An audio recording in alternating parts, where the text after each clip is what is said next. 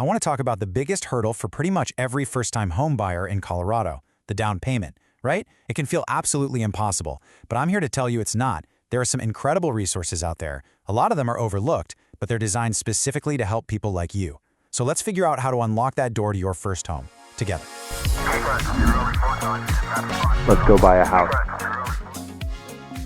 All right, here's how we're going to tackle this. First, we'll talk about the down payment problem itself. Then we'll get into the two main types of help you can get. After that, we'll look at your options, both statewide and local. We'll cover the big question, do you qualify? And then wrap it all up with a super simple 3-step roadmap to get you moving. Okay, so before we start talking about specific programs and, dollar amounts, there's something really important we have to cover first. You've got to understand the two fundamental ways you can get assistance. Seriously, think of these as the first two tools you're putting in your financial toolkit. All right, the first one, and honestly, this is the most exciting one, is the grant. This is what you'd call true assistance. People call it free money, and, well, that's pretty much what it is. Most of the time, you don't have to pay it back, and it's often completely forgiven after you've just lived in your new home for a set period of time, like 3 years. Okay, the second type is something we call a silent second. Now, yes, it is technically a loan, a second mortgage really, but it's designed to be, silent. It just kind of sits there in the background, usually at 0% interest, and the best part, no monthly payments. You only pay it back way down the road when you either sell your home or decide to refinance. So take a look at this. What's so interesting is that pretty much every down payment assistance program here in Colorado is built on one of these two structures. Either it's a grant or it's a silent second. And that's exactly why understanding this difference is so crucial.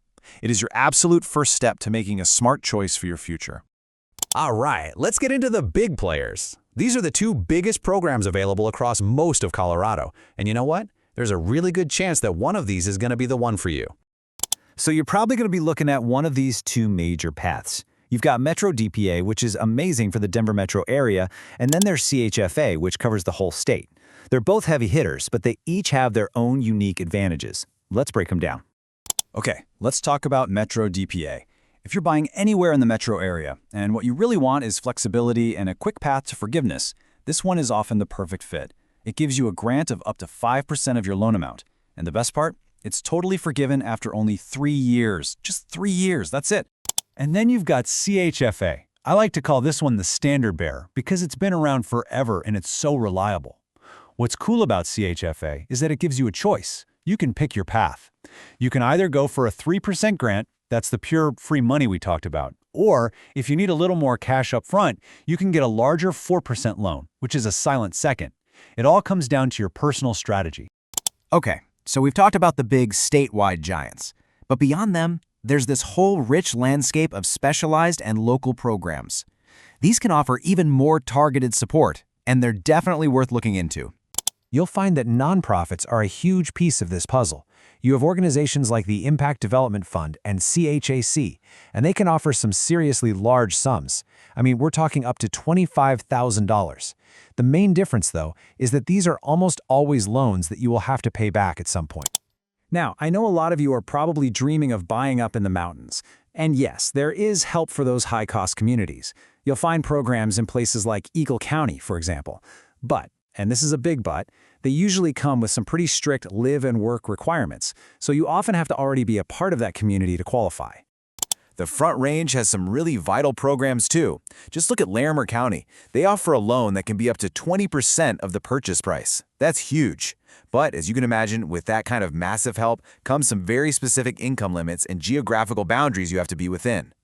Some cities even have their own dedicated programs. Aurora is a great example. They offer some really generous assistance, and what's surprising is their income limit is pretty high, up to 120% of the area median income. So it's always worth checking with the specific city you're interested in.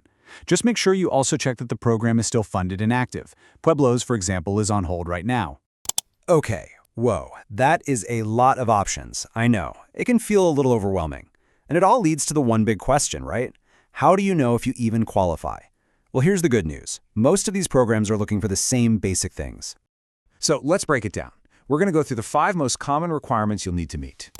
Okay, so here's the checklist. The crucial point here is that you'll need to check a few boxes. First, your income has to be under a certain limit. Second, you generally need to be a first-time homebuyer, which really just means you haven't owned a home in the last 3 years. Third, you have to plan to actually live in the house.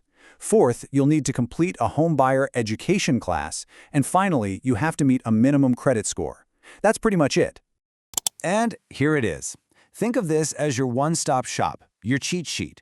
This table brilliantly illustrates all the options we've just talked about, all in one place. You can see the program, how much you can get, what type of aid it is, and even my personal verdict on each one. It's a fantastic way to see everything side by side. So now you're armed with all this knowledge, which is awesome. But let's be real. Knowledge is only power if you actually use it, right? So now we're going to turn all this information into action. Let's look at a simple 3-step roadmap to get you started. Okay, here we go. Your roadmap. Step 1, the benchmark.